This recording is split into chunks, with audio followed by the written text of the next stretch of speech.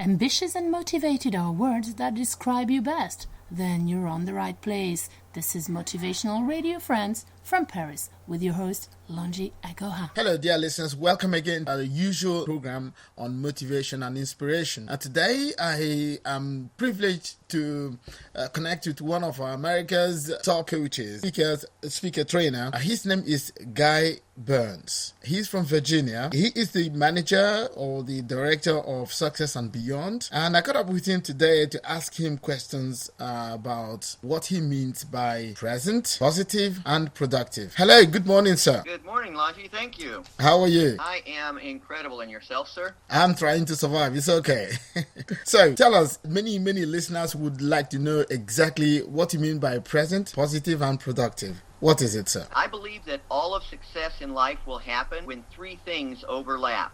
And they're all things that we get to make decisions on. You can imagine three circles that overlap, maybe two next to each other and one right below them. And where those three overlap, that is kind of our sweet spot of success. So let me explain what I mean by those 3 points that I brought up. Okay. In the upper left circle might be the word present. And I kind of have three subtopics when I think about present. The first one is wherever we are in our lives, we should be committed to that. So if I've decided to take a certain profession, a certain vocation, if I've decided to be in a certain relationship, I need to be committed to that. Your listeners may know somebody who seems to go from job to job to job and relationship to relationship to relationship. Now, of course, it's always the other person's fault. It's always the company's fault that I couldn't stay there. They weren't a good company. It was always my manager's fault. They didn't treat me right. It was always my boyfriend's or girlfriend's fault that, something is going on outside of ourselves. I suggest that one of the most important decisions we can ever make in our life is to be committed. Whatever we decide to do, we need to make the decision that I am going to do this. I am going to see it through. When we take a job, we should tell ourselves before I take the job, there are probably going to be some things that I don't like about this job. There may be some things that I have to do on some days that I just actually really don't want to do. That's why it's called a job. That's why they pay us. Mm-hmm. If we were sitting at the beach with our feet up eating bonbons and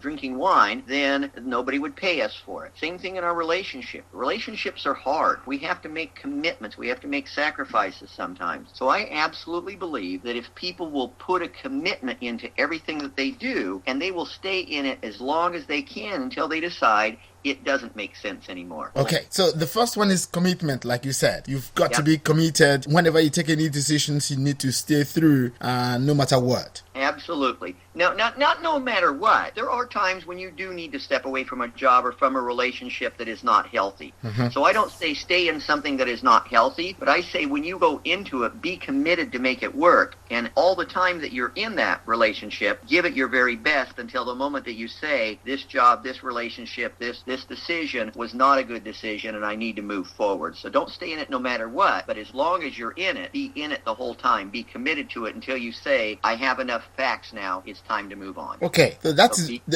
very, very clear. That reminds me of everyday decisions we take, or we make decisions every day to change or improve or do something very different from our lives. The thing is, for you to be present, I guess, you need to really be committed, like you said, be committed 100%. Is it more than that or less than that? It is that.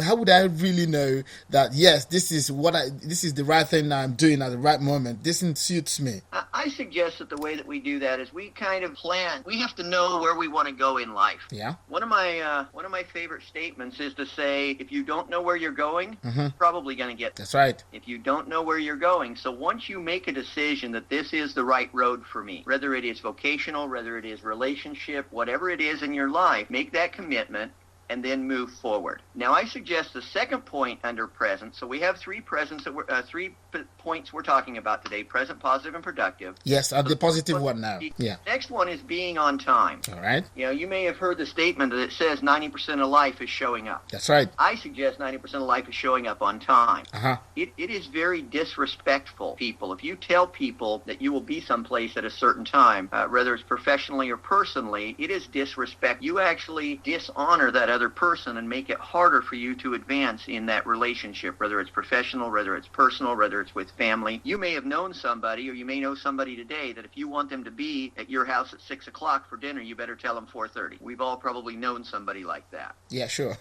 Reality is that one of the things about being present is being on time. It makes us feel better about us. It makes other people feel better around us. And if you know anybody who gets that reputation of being late, it absolutely will cause them challenges in every area of their lives. Their employers will never promote them. Businesses won't want to do business with them if they're self-employed. And people around them won't be able to count on them. And it really, really is something that we all need to work on every day. So being on time. Okay, so time is very essential in self-development and everything we do. Time, because I have a feeling that all of us have 24 hours. Those who succeed are those who really use their time very well. Can you confirm that? Absolutely. In fact, I break it down to even less than, or I break it down in a different way than 24 hours, Longy. There are 86,400 seconds every day. So at midnight, we get into our time account. We have a deposit of 86,400 seconds. If we make it to midnight the next night, we get to use all those 86,400 seconds. At the end of the day, we look back and we say, how did I spend my time? And what's interesting to me is people will waste time on something that has no value. For example, complaining. I was talking to somebody the other day. I happen to be in London right now. I travel all over the world doing coaching and business coaching and speaker coaching. And I was working with a business a couple of days ago, and I was training their sales team. And when I brought up the point of time, he goes, well, yeah, but I'm a salesperson, and I get in traffic. And if you've ever been on the M25, which is they call it the London Orbital parking lot here in London. That's right. I've been on it here one time. It was very horrible, yeah. And he said, you just, there's no way, and wah, and he just started going on and on and on about how bad traffic was. And I thought, well, I can take 2 points away from this. And since I was the presenter, I had the opportunity to ask the group, I said, let's talk through what this gentleman just discussed now. Number one, he says it's hard for him to be on time because of traffic. Okay. Guess what? The M25 has traffic. You know there's going to be traffic on the M25? Yeah. So if you know that, you have a couple of choices. One, go a different way, or two, plan for it.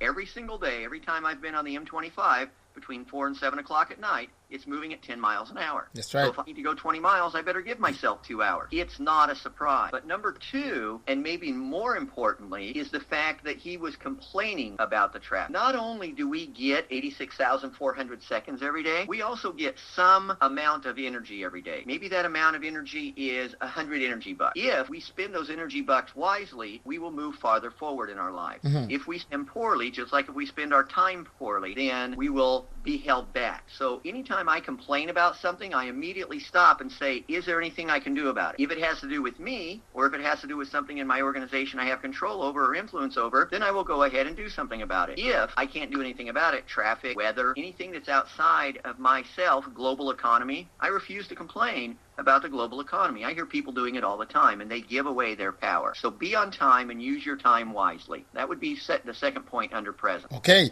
that's wonderful. In fact, if I have to maybe add one or two things, I've always believed in my life that anything I can't change, that is the nature, for example, if it rains a lot, if it snows a lot, if, something that is natural that I can't change, then I wouldn't do anything about it. I would just take it along with me. Because if you keep on complaining, you're just wasting your time, right? So just to add up to what you said, if I can't change anything, I take it on like that. Absolutely, because why complain about something? You just wasted some of your 86,400 seconds complaining about traffic, complaining about the weather, complaining about anything that we can't do anything about. So that's a great point, Longy. It's an absolute waste of time. So don't do it anymore. Oh. Third point under present is be here. Be here. Be here. Right. What I mean by that is wherever you are, be here. When you're at home, leave work at work. Don't bring home with you, or don't bring work home with you. It's almost like if you walk through, when you go to the airport, they have all the scanners and the detectors and everything. That's right. What they're trying to do is to keep dangerous things out of the airplane. I suggest you do the same thing with your life. When you walk through your front door at night, you leave all of the dangerous things that happen to you that day at work. Don't take them home and smear them on your family. When you go to work and you walk through the front door of your office, it's the same thing. Imagine that that's a scanner, and it looks to make sure you don't have anything dangerous with you. If you had a challenge with your spouse, your boyfriend, your girlfriend, your husband, your wife, you shouldn't have like a wife and a girlfriend. That would be a bad thing too. Yes. Dangerous combination, right? That's really bad. Yeah, that's one thing I recommend you don't do. Okay. But when you're at work, when you're on the stage as a speaker, be here. No matter where you are, be where you are and let everything else go. As you walk into that building that day, wherever it is, pretend that's a scanner, just like at the airport. And if it sees anything negative, it makes you throw it away before you walk in the door. So that's my third point on being present, is wherever you are, be here. There's a movie called Peaceful Warrior that I recommend people watch. I actually watched it on Netflix. It was very much focused on the past is the past. We can't do anything about it. And the future may or may not even happen. But all we have right now is the present. If we live in this moment, don't worry about things that have happened in the past. Don't put too much energy towards the future. We want to plan for it. But the mass majority of our energy needs to go in today, where I am right now. Just be here. Okay. I'd like to add one or two things. How can I, or our listeners, how could they, for any reasons, if something that is happening presently now at the moment and they don't like it, for example, maybe unemployment or having a hard time, what would you recommend they do, or anybody does to change that situation, or at least to modify it? Is it possible to change the present, so that it could be palatable or nice, something like that? Absolutely. That brings us to our second point, Longy. Okay. Positive. Remaining positive in every situation. So under positive, just like under present, we'll have 3 points. And the first one is to be happy. Okay. You remember the Bobby McFerrin song? I don't know if it played much over here in France, but it was "Don't worry, be happy." Exactly. Don't be happy. That's right. And it really is a decision in life. Oh, no, wait a minute, guy. You can't decide to be happy every day. Yes, you can. When you wake up in the morning, you can decide every day is going to be a good day. Now, the reality is that 99.9% of your listeners have a much better life than almost all of the rest of the planet. If you think about it, we could live in a country right now where there's civil war or strife or terrible things going on. We could live in a country where there is no food and water, where, it's in some of the countries down in Africa where 50% of the children are born with AIDS and don't live past 5 or 10 years old.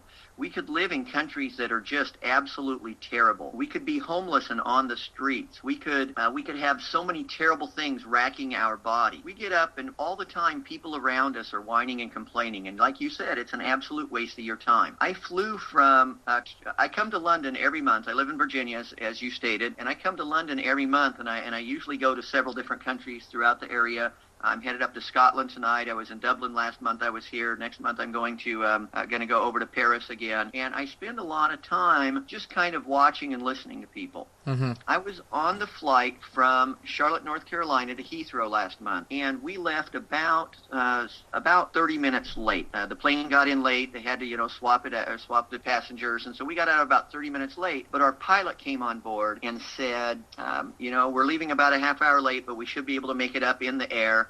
Shouldn't have too much problem, so we'll get in pretty close to the time we were supposed to get in. Well, because of some weather, we had to change altitudes, and we ended up hitting a headwind, and so we got in about 20 minutes late. And the lady behind me just starts complaining and why I don't believe we got in late. He said he was going to make up the time. I didn't tell my brother, and he's coming and pick me up. And she's just going on and on and on, expending all this vitriol and energy and just pouring herself into negativity. Too bad. And I thought, wait a minute. It used to take like 4 months to go across the ocean, and you had to swab the decks, and you got scurvy, and it was terrible, and there were rats, and if there was storms and you were fat, they threw you overboard, and it was awful. And now we do it in 7 hours, and they bring us free wine, and we get to eat, and we can watch a movie, and we can take a nap, and 7.5 hours later, we're 3,000 miles away. So I suggest that whatever situation somebody is in, always look at the positive side of it. There are so many things that we have in our life that we have positive people around us, that we have family, that we have friends, that we have a home, that we have food, that we have some resources available to us. Even when somebody is unemployed, they still are probably better off than about 80-90% of the world. So just the point number 2 under being happy is being great, and that flows right into it. Okay. There's a new movie coming out. It's premiering this week, actually, called The Gratitude Experiment. It's not going to be out in theaters a lot right now. They're doing some rollout premieres, and it will be available online in the near future to purchase, called The Gratitude Experiment. You'll be able to Google that. Quite purchased yet. But the movie producer followed several people for a period of time studying happiness. And one of the biggest things about being happy was to be grateful for what we have. So one of my suggestions is keep a little book by your bed every night and write down what you were grateful for that day. If you ate, you did something that a lot of people in the world didn't do. If you had shoes, if you had a roof over your head, think about some of the things that we can be grateful for. If we have people in our lives that we can count on. There are so many things to be grateful that if we'll be grateful, then it will help us be more positive and be happier. This podcast was brought to you by the Motivational Radio France with their host, Longi Agaho in Paris.